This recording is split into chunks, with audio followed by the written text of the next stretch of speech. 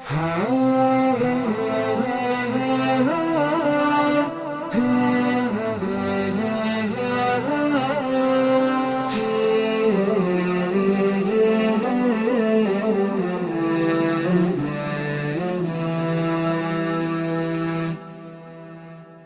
الله الرحمن الرحيم. الحمد لله والصلاة والسلام على رسول الله.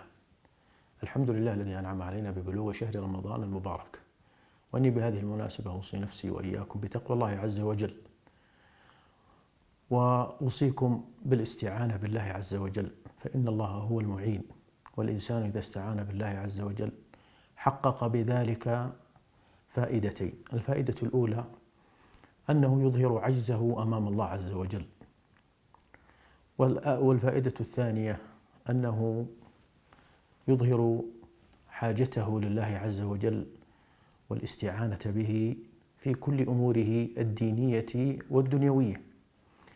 وإذا لم يكن للعبد عون من الله فأول ما يجني عليه اجتهاده، فالإنسان إذا لم يجد عون من الله عز وجل على طاعته وعبادته كانت هذه العبادة شاقة وشديدة عليه.